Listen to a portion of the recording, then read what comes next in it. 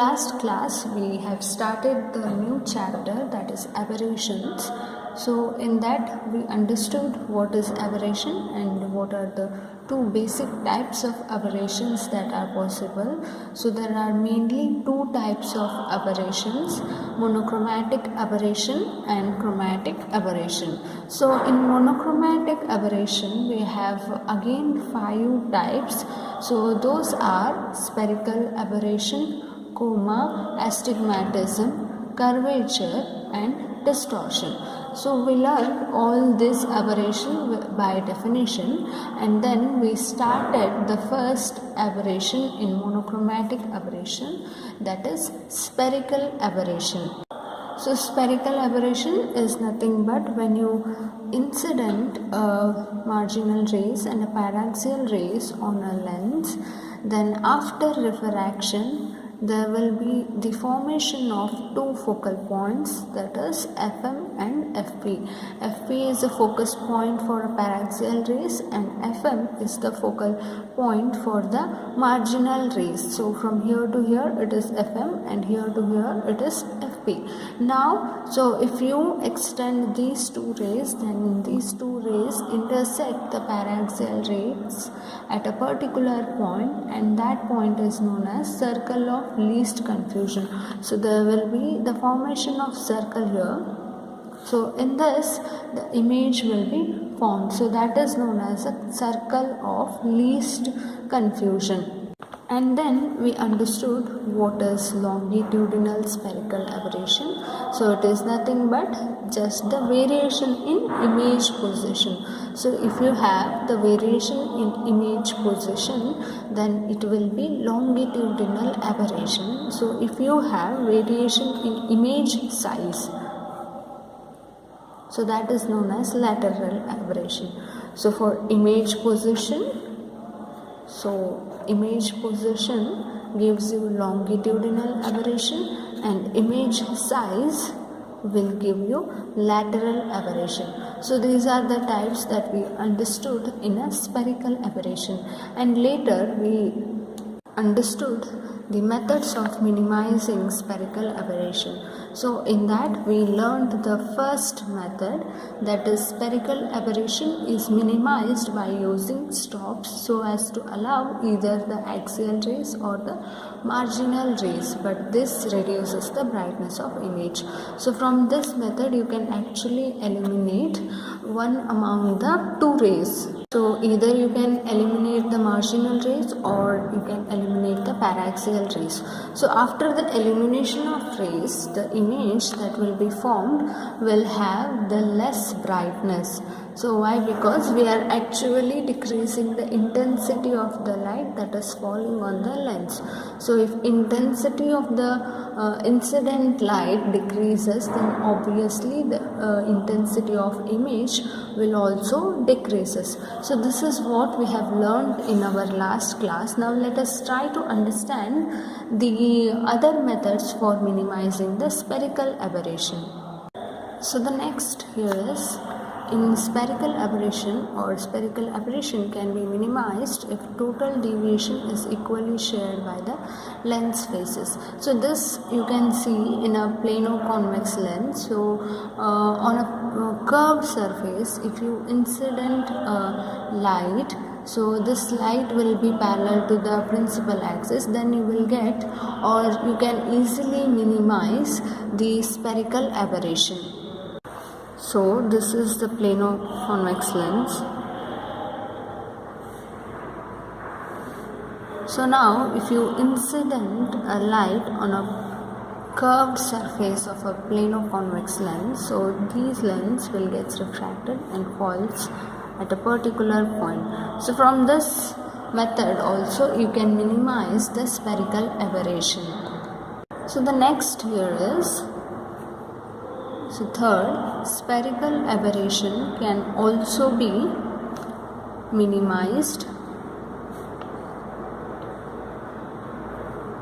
by a combination of plano-convex lens.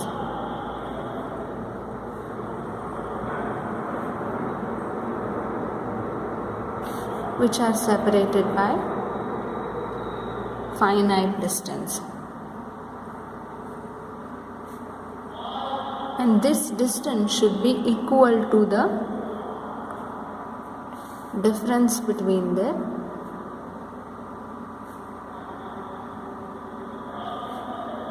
focal lengths. So this is the third point. So now let us understand what this method means. So let's suppose you have two plano-convex lens. So let this be the plano-convex lens L1 and this be plano-convex lens L2. So there will be the principal axis that passes through the lens. So to understand this, the third method, let us have two plano-convex lens. So this be the plano-convex lens L1 with a focal length f1 and this be the plano-convex lens L2 with a focal length f2. So these are the two plano-convex lens. Now there will be the principal axis that passes through the center of the lens. So this is L1 with focal length f1 and this is L2 with a focal length f2. So you have two plano-convex lens which are separated by a distance d. So the separation distance between two plano-convex lenses d. Now if you incident a light ray on a plano-convex lens L1, so let's suppose this ray be AB, then this ray will move in this direction if there is no lens between the ray, or if this ray does not encounter the lens. But here is the lens, so due to the presence of lens there will be the refraction that occurs through the first lens and the ray falls here. So here is the incident ray AB and BC is the emergent ray for L1 and BC is again an incident ray for L2. L2 is lens 2. So now this ray would move in the same direction if there will not be any lens in its path. Now since you have L2 here, this ray again gets refracted and falls on the principal axis at a point f2. So this is the focal point for second lens and this is for f1. So now here is the angle of deviation, that is delta 1. So this is the path that ray should take. Since presence of the lens, it has deviated. Now for second lens also there is an angle of deviation delta 2. So you have delta 1 and delta 2. Let's suppose the height of this ray is h1 and height of this ray here is h2. Then h1 is greater than h2. Now to minimize the spherical aberration, what you have to have is delta 1 should be equals to delta 2. So that is h1 by f1 should be equals to h2 divided by f2. And if you cross multiply, what you get, h1 by h2 is equals to f1 by f2. So let us call this as equation number 1. So what you have height of the first ray divided by second ray is equals to f1 by f2. So now let us consider two similar triangles from the diagram, that is P L1 f1 and C L2 f1. So these are the two similar triangles that are possible. So from this two triangles we can write BL1 divided by CL2 and L1 F1 divided by L2 F1. So this is because we are considering the two similar triangles BL1 F1 and CL2 F1.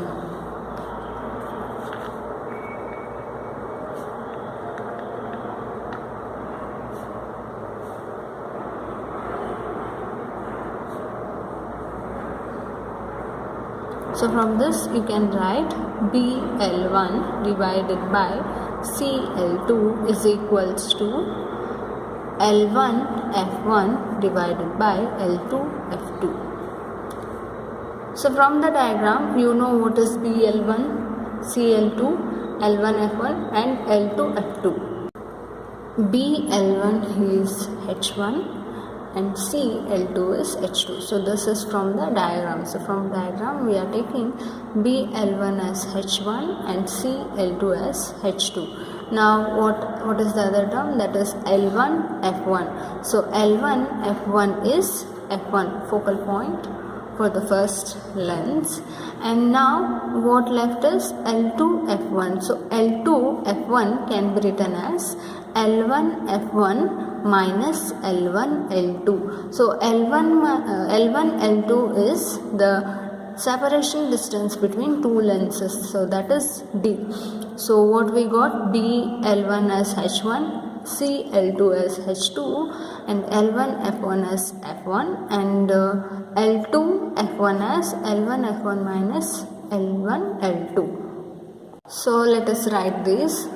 So B L1 is equals to H1, C L2 is equals to H2, L1 F1 is equals to F1 and L2 F2 is equals to L1 F1 minus L1 L2. So we know that L1 L2 is D.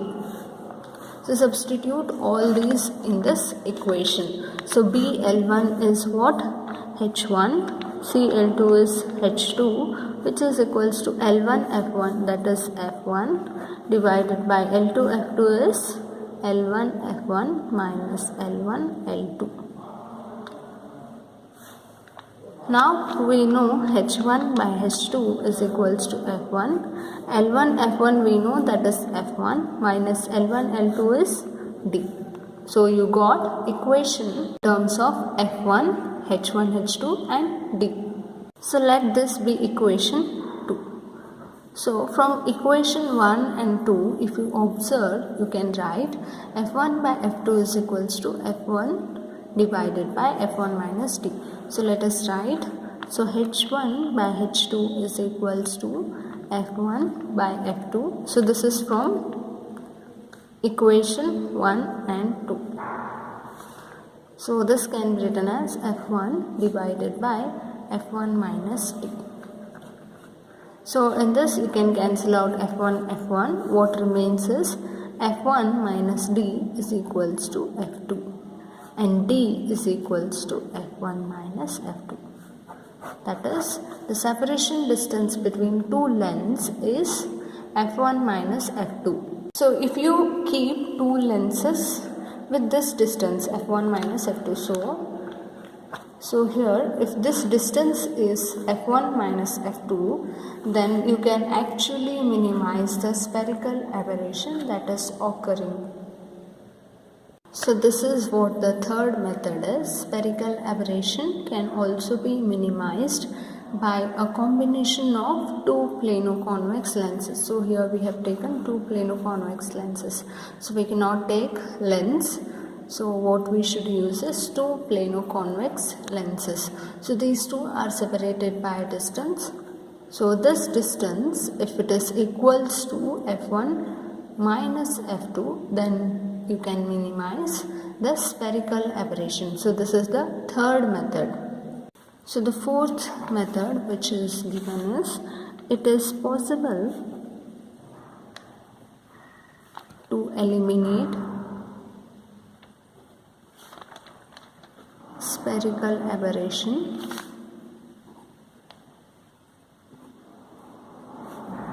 by the combination of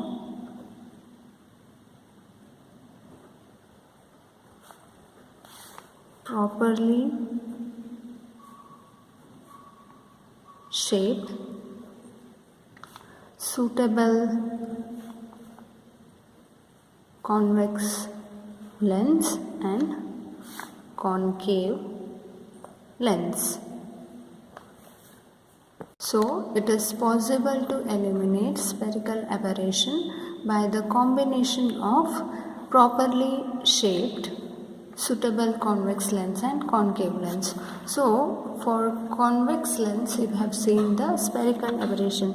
So how it will be? So if you take a convex lens, so this is the principal axis that is passing through the center of the lens, and now here you have the marginal rays and the paraxial rays. So these rays meet at a point Fm, that is focal point of marginal rays, and these rays meet at a point Fp, that is the focal point of the paraxial rays. Here if you observe, Fp is greater than Fm. So now let us draw the same diagram for the concave lens. So here you have concave lens. So in first case the spherical aberration is positive because Fp is greater than Fm. Now if you take the concave lens, then the spherical aberration will be negative. So again you will have the paraxial rays and the marginal rays. So now these rays here, these rays which are present here will meet at a point Fm, and the paraxial rays meet at a point Fp.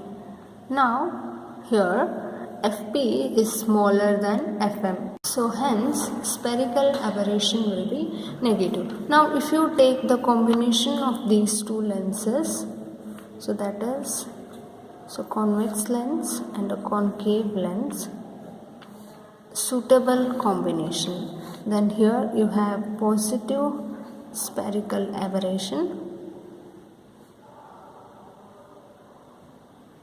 and here you have negative spherical.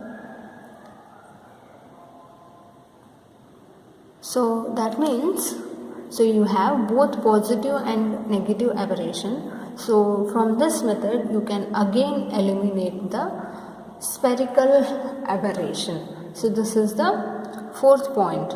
That is, it is possible to eliminate spherical aberration by combination of properly shaped suitable convex lens and concave lens. So here you have to use both the lenses, concave and convex lens. You cannot use two convex lens or two concave lens to eliminate the spherical aberration. So what you have to have the suitable combination of convex lens and a concave lens. So this is the fourth point. Now there is one more point, fifth, that is general point.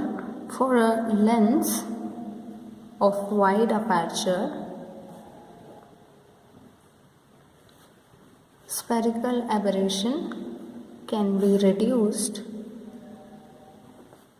to a minimum by a proper choice of the lens surface. So if you take the proper lens surface, then also you can eliminate the spherical aberration. So these are the few methods to eliminate the spherical aberration. So the first method that we learned is spherical aberration is minimized by using stops so as to allow either the axial rays or the marginal rays, but this reduces the brightness of the image. So the next one was for a lens of wide aperture, spherical aberration can be reduced to a minimum by a proper choice of the lens surface. And the third was to have the spherical aberration can be minimized if the total deviation is equally shared by the lens faces. So that can happen in a plano-convex lens. And the fourth one was spherical aberration can also be minimized by combination of two plano-convex lenses separated by a distance equal to the difference between their focal lengths. So the last one was it is possible to eliminate spherical aberration by the combination of properly shaped suitable convex lens and concave lens. So these are the few methods to eliminate spherical aberration in a given lens or in a given system. So we understood what is spherical aberration, what is longitudinal spherical aberration, what is lateral spherical aberration, and then we understood methods of minimizing the spherical aberration. So in the next class we'll understand what is chromatic aberration and what is achromatic lenses. So this we'll learn in the next class.